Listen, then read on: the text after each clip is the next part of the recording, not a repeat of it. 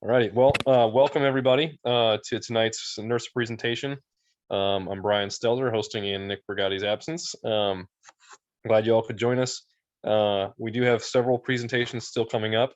For those of you that haven't yet presented, if you are interested, we do still have time slots available for that.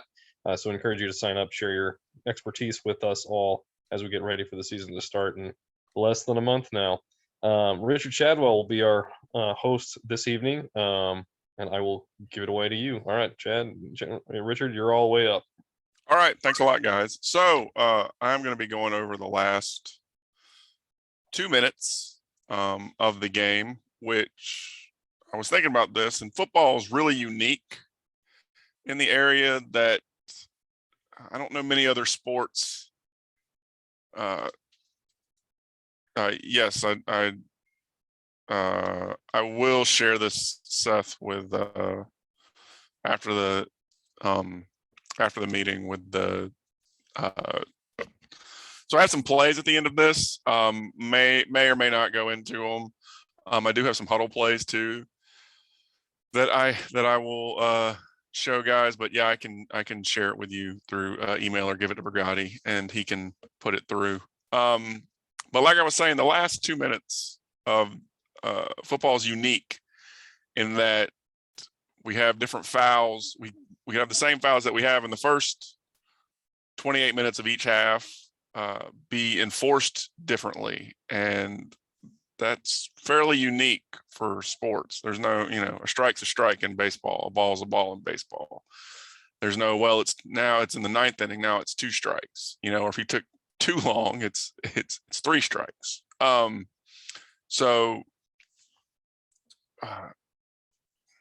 Okay.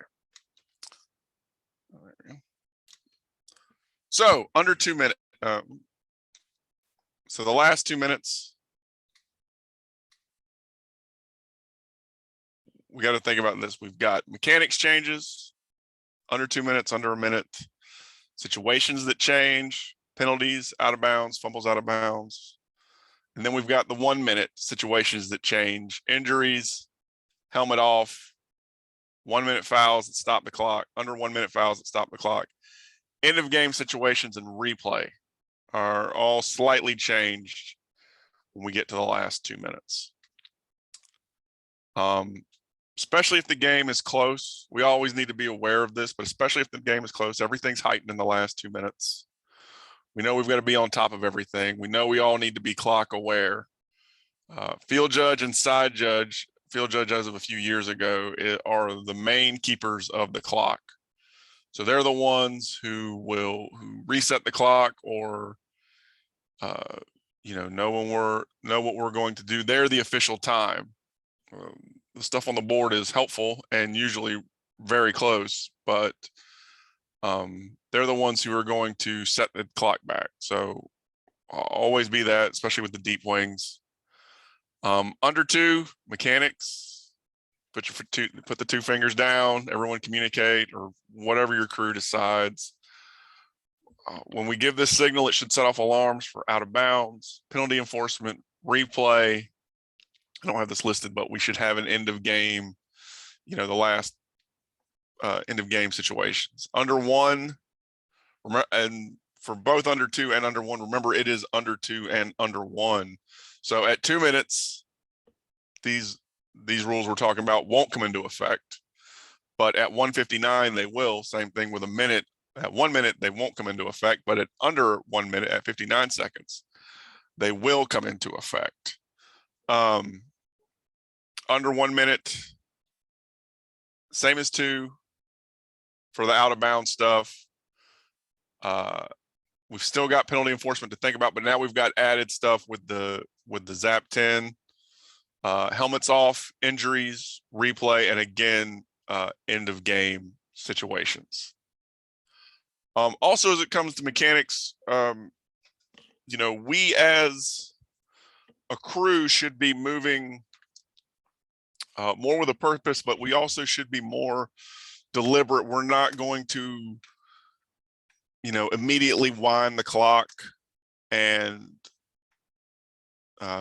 as we would if it was, a first down out of bounds with, or let's say a first down inbounds with, 7:58 left in the first quarter, we're going to wind that pretty quickly on a long run where in the last 2 minutes, and depending on how the game's going, it doesn't have to start at the last 2 minutes, but that last, drive, that last important drive, we want to make sure that everybody's set, everybody's ready to officiate.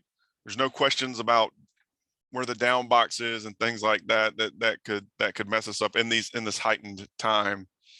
We want to make sure that we are everything's set, and then we start the clock. So it may take a few more seconds. Shouldn't take much longer, but it might take a few more seconds before we start the ready for play on that. We want everyone to get their best chance. So situations that change, like we said, out of bounds, penalty enforcement, helmet injuries, replay. Out of bounds, when we go under 2, if the ball carrier goes out of bounds, the clock stops and it's going to start on the snap as opposed to the ready or the ready signal. If we're outside of 2 minutes, on a backward fumble out of bounds, the clock's going to start on the snap as opposed to the ready, and a backward pass out of bounds to not conserve time is going to start on the snap. That's that backward pass that gets pitched out to the outside and bobbled and goes out of bounds. Forward fumble rule does not change. It will always start on the ready for play. Be careful not to get tripped up with that because it's unusual. Under 2 minutes, penalty enforcement. We're thinking about unfair clock tactics. This is for the last 5 minutes. It should be considered, but we've got referee has broad authority to start the game on the clock if they feel the team ahead in the score is trying to illegally conserve time. Like, we're not going to let them commit back-to-back delay a game penalties and have it be on the ready, or we're not going to let them, keep false starting and put it on the ready for have them to burn the time up. And you should be considering those in the last 5 minutes. This is a rule change from 2017. If a game clock is stopped to complete a penalty for a foul by the team ahead in score or tied inside of 2 minutes of a half, it'll start at the snap. At the option of the offended team, the game clock will start on the ready for play after a team A throws an illegal pass to conserve time. So that's the only one that's different that you can't change unless it's under a minute, and then that comes in. So, if we're tied or behind and the other team commits a foul, then we have to let the coach know what his options are. Penalty enforcement under a minute, zap 10. If we have the clock is running, if it's less than a minute or either half, it's before a change of possession. And if either team commits a foul that causes the clock to stop. Fouls that causes zap 10. Any foul that prevents a snap, false start, encroachment, DOF with contact, or causes the offense to move, etc. Intentional grounding to stop the clock. Incomplete illegal forward pass. Backward pass thrown out of bounds to stop the clock. Any other foul that causes the clock to stop. Certain dead ball fouls, like if the clock is running and we have a dead ball personal foul or a dead ball and sportsmanlike that caused the clock to stop. I was witness to one situation where we were under a minute in the first half and the clock was running and a wing wasn't thinking and gave a sideline warning to a coach, and the coach was out on the field arguing, but that became and it's a penalty, it's a flag. We talked about it and discussed is that a sideline warning a 10-second runoff. I was like, technically it's a foul to stop the clock. Ultimately, the team wanted the ball back, so they declined. They declined it, but it got me thinking about that, and I didn't really ever come up with a good answer for it. Does anyone from the group have what they think would be like that? I mean, besides the fact, don't call sideline warnings in the last minute of halves. Anyone have opinion of that? Nope. Can you repeat the scenario one more time? So we're under a minute. The clock's running. The coach, I think we had a first down or something, and the coach is arguing about a play on the sideline, and he's out on the field yelling at the head linesman, and the linesman didn't want to give him an unsportsmanlike, but he was out on the field, so he gave him a sideline warning. Now it's a flag, and it caused the clock to stop. Well, Because- I'm sorry to interrupt you, but you had a first down, right? Yes, but we had already started back the clock. So you wound the clock back up after the first down, and Yep. then he is now being flagged for UNS, and the clock just stopped because of him. Well, not a UNS. He said it a sideline warning at first, and we got to talking about that. Would a sideline warning constitute a zap 10? It's 15 yards, zap 10, and let's play. I would agree with that. I would just change it to a UNS. not don't give a sideline warning. If it's a have a zap warning, 10. if it's a warning, no zap 10. But if you're going to give him a UNS, then you're zap 10ing. Yeah. Okay. So anyway, those are unusual things that can happen that aren't in one of the four that are, the four categories that are put into it. Offsetting fouls obviously do not cause zap 10s, but if you have a zap 10, if you have a foul and a helmet come off on the same team or an injury on the same team, you still can have the zap 10.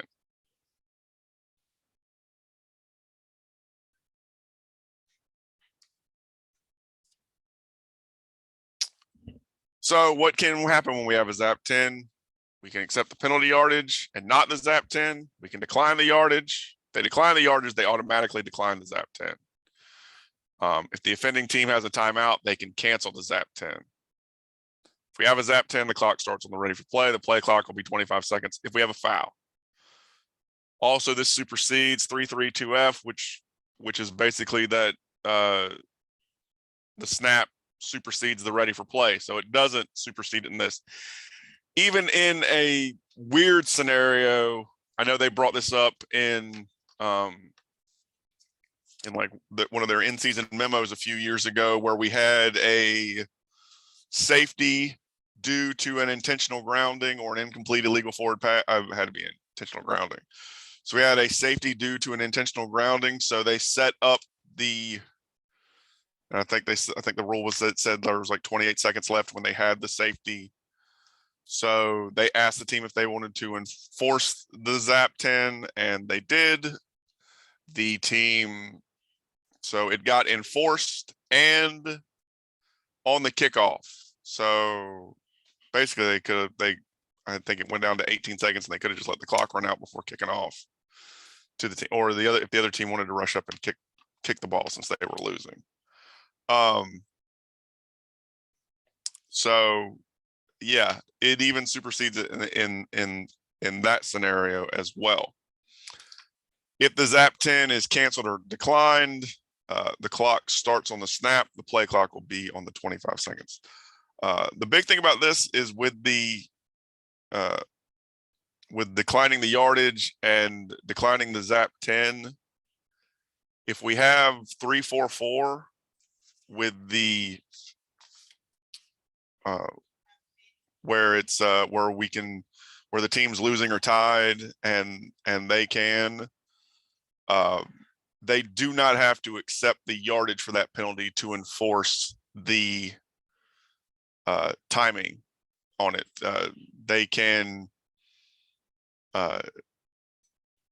if, say, for instance, it's 3rd and 10 and there's an offensive hold and the quarterback gets sacked for a 10-yard loss, they can decline the holding penalty, but choose to have the clock start on the snap.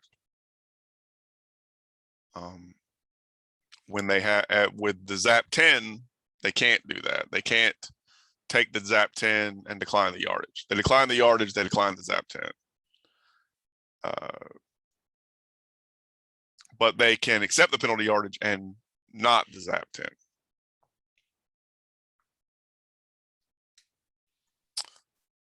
So injuries or helmets, again, if the injury or helmet is the only reason for stopping the clock, other than him or his teammates having an injury or coming off the field, the other team has the option of enforcing the Zap 10. If declined, the play will start on the snap.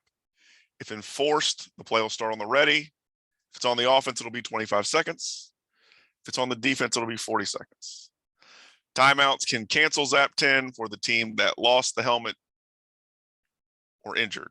You can have it, and timeouts are true with all of the Zap 10s. If they have a timeout, they can choose to talk about it and have it come in. Timeouts can buy back in a helmet.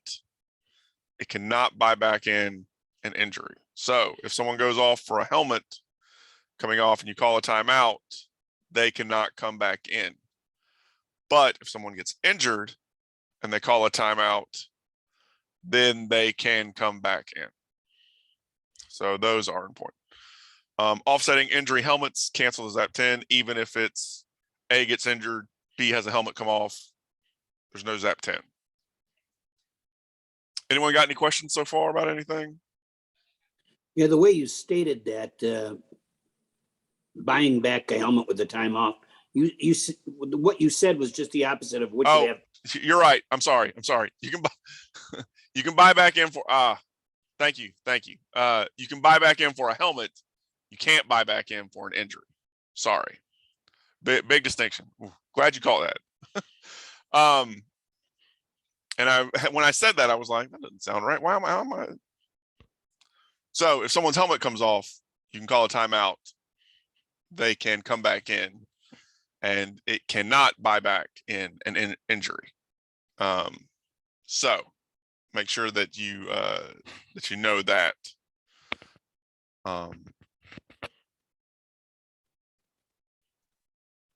Okay, replays, clock adjustments.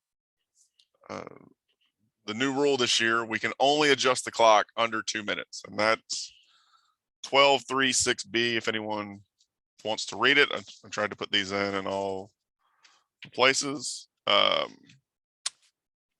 is the only time we can adjust the clock when a ruling is overturned outside of egregious errors, and we can do egregious errors at any time. But if there's 2 minutes and 30 seconds left and we have a pass that's close to the ground and we rule it caught and he runs downfield and it ends up at 2:05 when he's tackled, then it stays at 2:05, even if we change it to an incomplete pass that happened at like 2:18. But if it was inside 2 minutes, then we can change that to same thing, same scenario, except the pass is caught near the ground at 1:58 and he runs to 1:45. Well, now we can set the clock back to 1:58.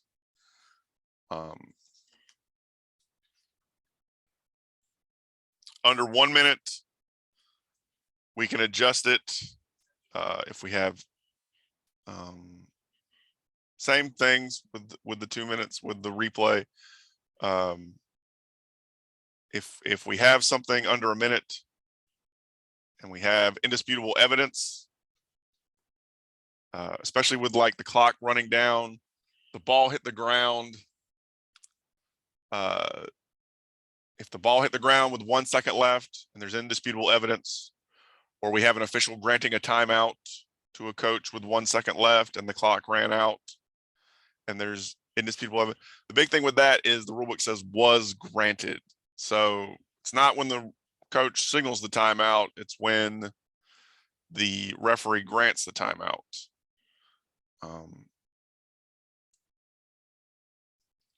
But under a minute clock adjustments with that. If we have a correct rule, if we have a ruling that gets overturned and the new ruling would not have stopped the clock either by first down or anything, say it's a run and he doesn't get out of bounds, but we ruled him out of bounds, then we would change that to inbounds and we would put it back to the time that he was down at and then subtract 10 seconds. So that is something that is, that's not new. That's kind of what we've had for the last couple of years, I believe. And then we would start it on the ready. So if we had, say, a guy went out of bounds, we ruled him out of bounds at 55 seconds, but his knee actually hit down at 57 seconds, we would set the clock back to 57 and then we would subtract 10 seconds and start it on the ready. Those can be changed by calling a timeout still.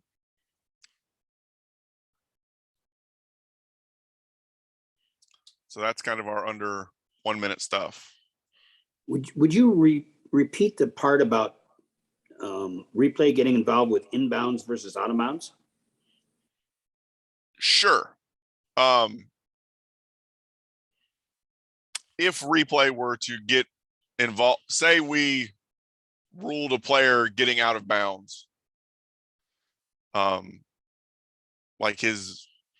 he was out of bounds. Now we couldn't do it if we ruled him, if in the inverse, if we ruled him out of bounds and he was in bounds, because replay can't change that. But if we rule him out of bounds and his knee hit inbounds, say his knee hit inbounds with 58 seconds left and it wasn't a first down, and we ruled him out of bounds with 55 seconds left, then we would put the clock back to 58 seconds left and zap 10 it because the correct ruling wouldn't have stopped the clock as getting out of bounds would. So he would have 48 seconds then unless they wanted to call a timeout. Is that what you wanted? Yeah, and I'm puzzled by that. It seems to me I need to go back and review that myself, obviously. Okay. Or better yet, instead of going out of bounds, inbounds, let's do touchdowns. On the field, we ruled a touchdown. Say it was 3rd and goal from the 7. We rule a touchdown with 54 seconds left, but his knee was down before he stretched out for the end zone. So he's at the 1, so it's going to be 4th and goal. So instead of a touchdown at 57 seconds or a touchdown at 55 seconds, we're going to have him down at the 1 at 58 seconds. So we're going to set it to 48 seconds and it's going to start on the ready.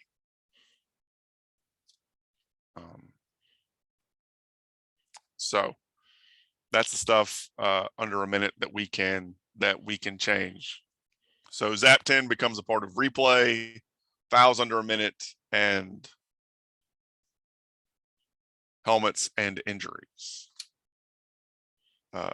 End of game situations or end of half situations. I put all the plays up there and the rule references. If we have indisputed video evidence, the time should have remained on the clock when the ball was dead or when the timeout was granted. If this was put in last year, if the time expires in the half and the clock starts on the referee's signal after review, there must be at least 3 seconds remaining on the clock in order for us to restore time to the clock. If there's 2 or 1 second left, the half is over unless Team A has timeouts remaining. This does not impact situations when the clock was stopped and will remain stopped until such as an incomplete or a player out of bounds. So with this one, I had play 138 from this year's book. And basically, if it's 3rd and 10 at the 45, with 12 seconds left, Team A doesn't have any timeouts left. They complete a long pass to A86 at the B15 where he's tackled inbounds and the game clock expires. The replay shows after completing the catch, A86 was down with 3 seconds remaining or 2 seconds remaining. You can review that. if with 3 seconds left, we'll reset it to 3 seconds and start it on the referee's signal. But if we're at 2 seconds, that's still the end of the half. So that's a big thing that could affect the games. 12-6 D3. This is for kind of like restoring time. If it's the fourth quarter only, to restore time, the score differential must be 8 points or less. So basically, the team losing has to have a chance to tie the game with a touchdown and a 2-point conversion. So if there were 7 seconds left in the game and we had a play and the time ran out and the team's down by 12 points and the replay shows, well, there was 1 second left on the game, we're not putting time back on unless there's a chance for the team to tie the game in that situation.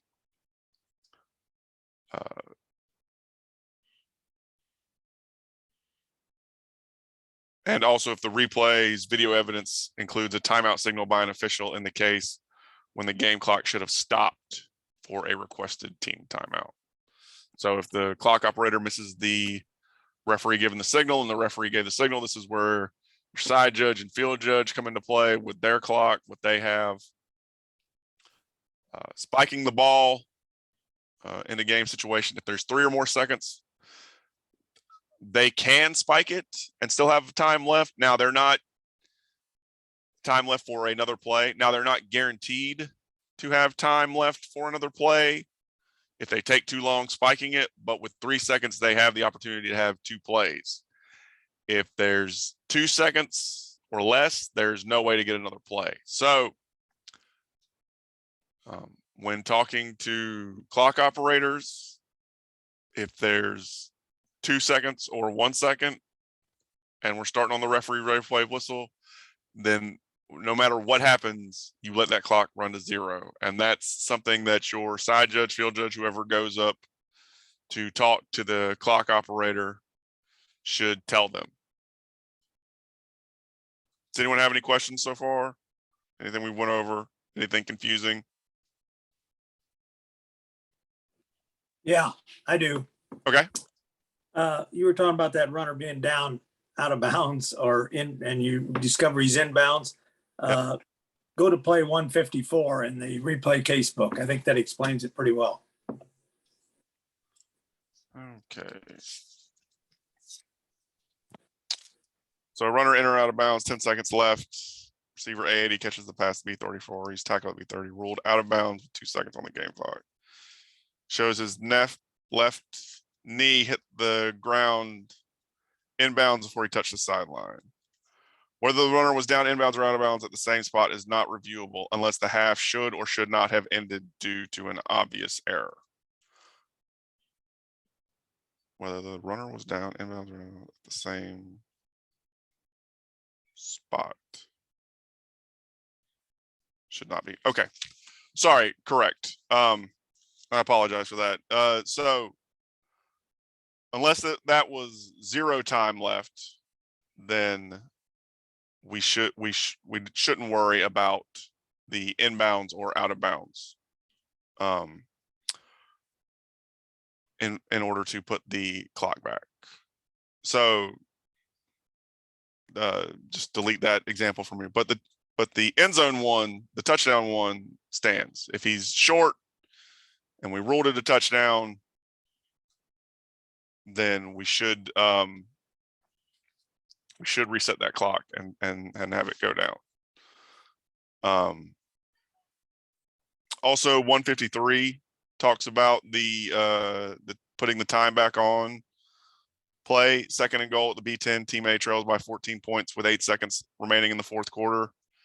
A1 throws an incomplete pass to the sideline as time expires on the play. Replay shows the ball hit the ground with 1 second left. It's a reviewable play whether the pass was incomplete, but whether or not there should be time remaining on the clock at the end of the play. Since A is down by more than 8 points, replay does not put the clock back on that situation. So there's lots of replay stuff with this. you guys are correct about the inbounds, out of bounds. I apologize for that. So extending the half is another thing you need to think about at the end of games and halves. Live ball fouls that are accepted will extend the half. The exception is if it comes with a loss of down in the rule and the offending team, then the offending team does not have to extend. So I think we all remember the Central Michigan Oklahoma State play from a couple years ago, where Oklahoma State had a intentional grounding on 4th down and changed possession, and Central Michigan got a Hail Mary chance under the old ruling where they didn't have the option to extend. They shouldn't have got that, but with the new ruling now, everything's legal with that. So if you have a loss of down, the offending team does not have to extend. And that's pretty much the situation that they would want. If it happens on 4th down and there's a loss of down, then the team will probably want to get the defensive team, if they have a chance, will probably want to keep the ball. If it's any other down, probably not a huge concern, but it is something to think about and remember at the end. If we have offsetting fouls, we will have an extension of the half, an untimed down. If we have an inadvertent whistle, I know with replay, we've pretty much done away with inadvertent whistles causing us a problem, but this is the one time that we will have to do something about it. We will have to replay a down. And if we have an untimed down because of one of the 3 previous that we talked about, that does not involve, we have to have an untimed down that does not involve one of the previous 3 things. So if we have offsetting fouls and we have an untimed down, we have another untimed down, and then we have a live ball foul on the offense that's accepted, we've still got to keep playing it until we finish it. And a touchdown on the last play, we only extend for the try unless the team that scored the touchdown is only up by 1 or 2 points, and then they can choose to not have the try, and that's from a couple years ago. Anyone got any questions on end of game, half situations?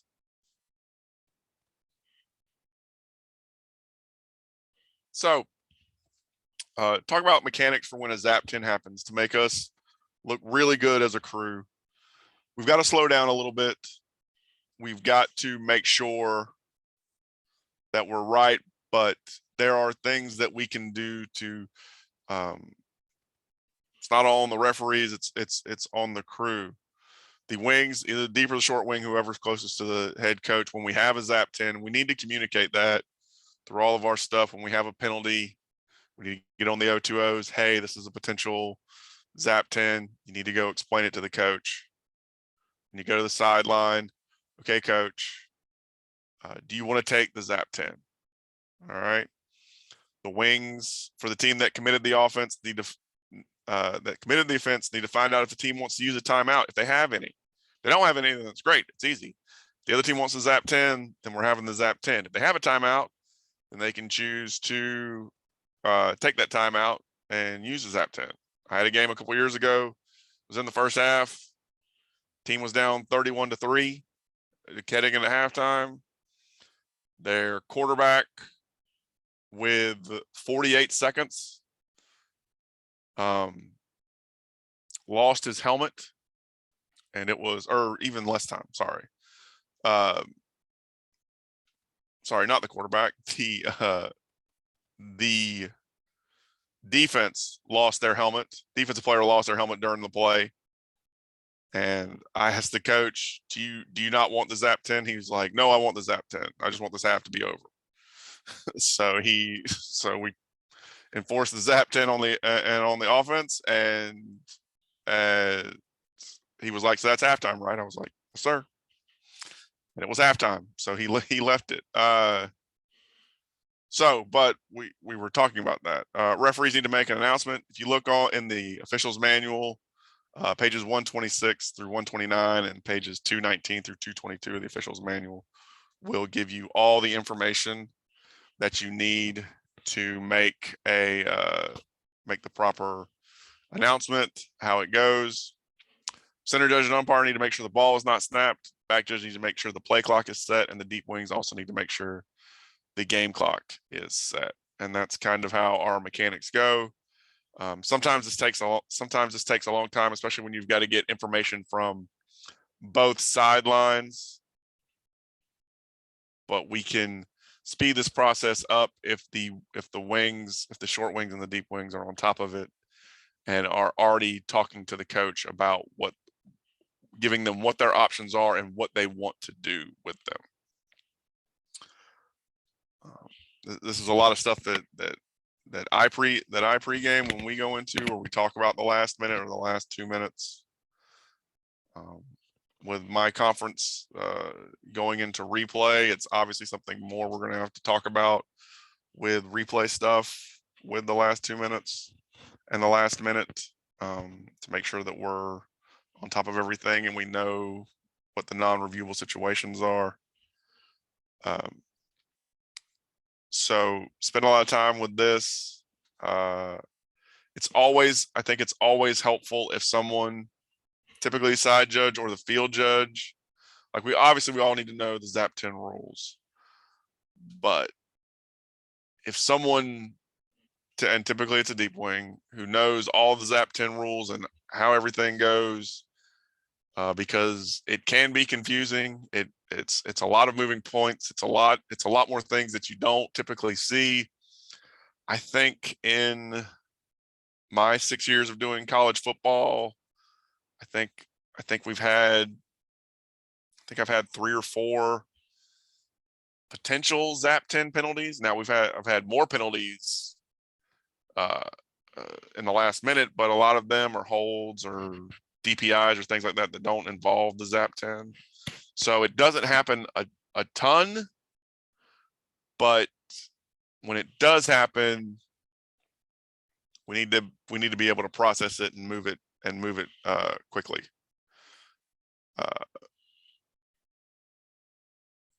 So I'm going to show some plays. I will send this to Nick, who will send out the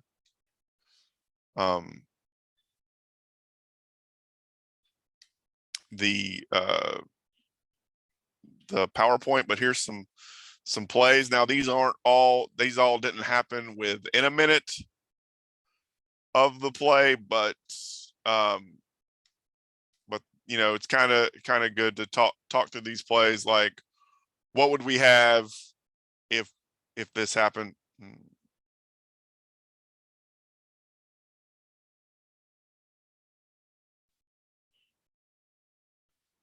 Hang on a second.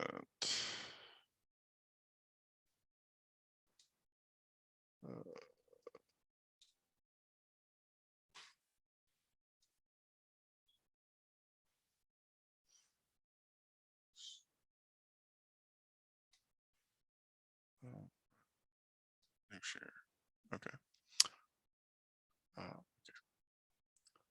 All right. So these are some huddle plays that I have. Again, this is just kind of to get you thinking about what we would do. So this is under a minute. We have this play.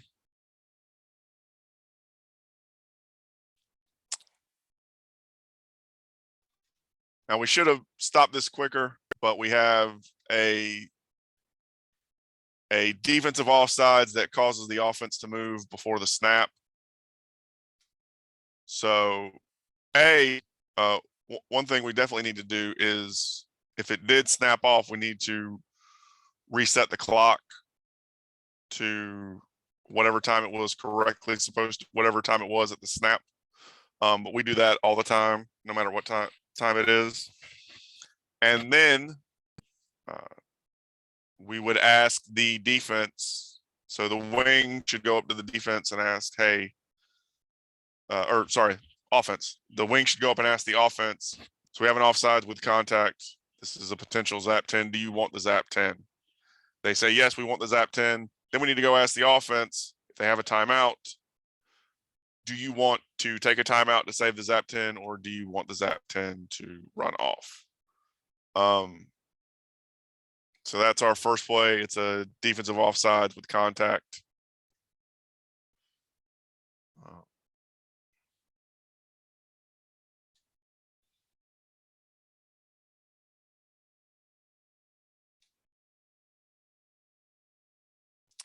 This is the next play.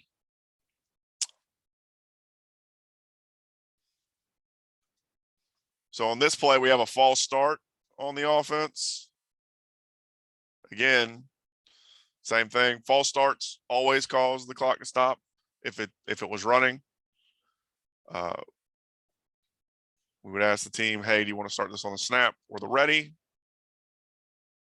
Or do you want this? Do you want the zap 10? If they want the zap 10, it's gonna start on the ready. If they don't want the snap 10, it's gonna start on the snap.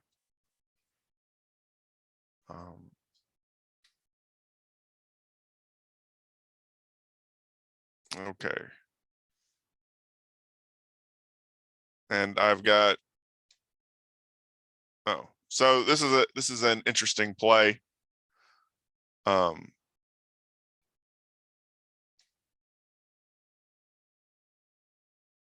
Just watch it from here and kind of tell me what you've got on this. So this is a field goal attempt. We're under a minute.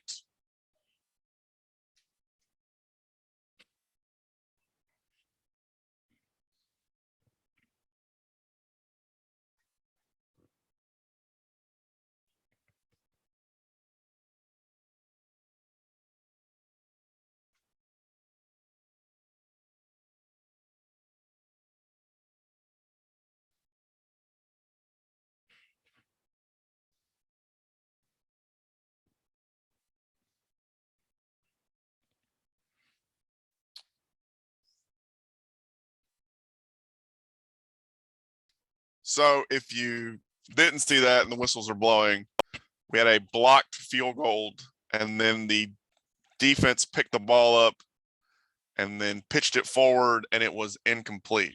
Now, this penalty does cause the clock to stop, and it is a field goal, but it happens after the change of possession. So we would not have a zap 10 on this. Because of it happening after the change of possession. If we if this was the last play of the game, then we would the loss of down penalty on B. This was the last play of the game. Think about that. If this was the last play of the game, what would we do? I mean, odds Game. are that then defense is going to just go ahead and end the game because offense isn't going to give them an extra play, so we could just call it over. Yeah. They're not going to give them an extra play on offense. But I mean, if you know,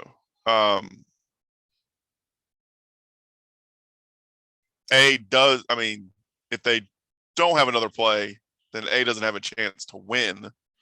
And even if B does kneel it afterwards, I might not take a whole lot of time with this. Yeah, you're right.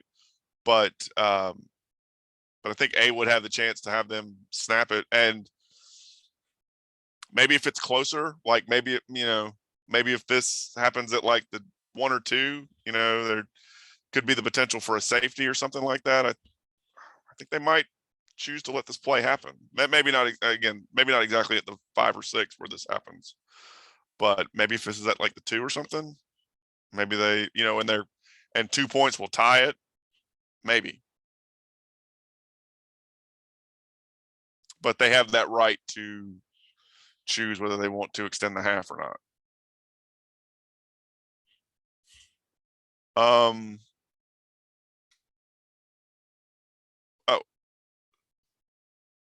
Oh, so this is a interesting play. Doesn't seem very interesting. Clearly an offsides. But the interesting thing with this was that it was 101 with the clock stopped. And we had this false start, and the clock ran when the guy ran off sides, even though it wasn't really close to a snap or anything like that. The clock operator started the clock. So when I looked up, the clock said 59 seconds, and I was like, oh, this could be a subtraction for 10 seconds. But my side judge came in and told me, hey, it was 101. And then the clock was stopped. So that was one of those things where it was interesting, where if it was, it's 101, and whether it was 101 or 59, the defense who was losing in this game can choose to start the clock on the snap. But if it would have been 59 seconds, they would have had to have taken the penalty and declined the 10-second subtraction, which would have caused it to start on the snap as well. But it was interesting with the 101 versus 59 seconds. I had never seen a play that had happened that close. We always talk about under 1 minute versus not under 1 minute, or under 2 minutes versus not under 2 minutes. And the new one I learned this year, thanks to the CFO quiz test, was the inside the 20 means 19 and in. We can have a touchback if they miss the field goal, but if they're at the 20 and they miss the field goal, then we don't get to move the ball. So this was an interesting play, because of the timing aspects that you can't really see on it. Okay, so that's it for me, guys. Does anybody have any questions?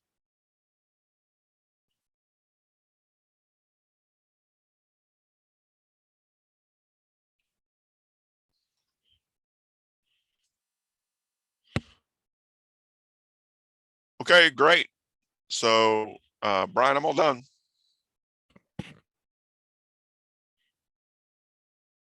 Very good. All right. Thanks, Richard. No problem. Appreciate you spending the time talking through the last 2 minutes with us. You're right. It's one of those that it's one that easy to make mistakes in those last 2 minutes, because there's so many things that change. So always good to review.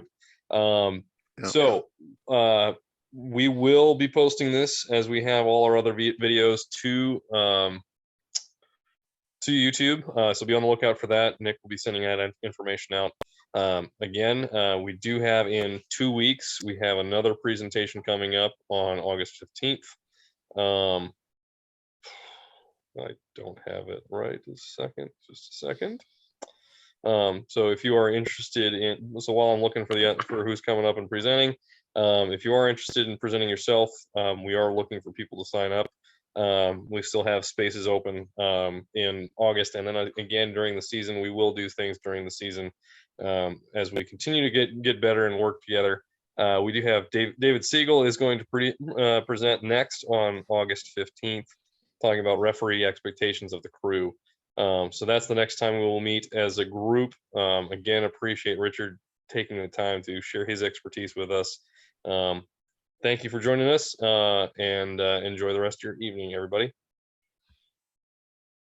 Thank you. And I will send that email to Nick, so he can put it on the PowerPoint.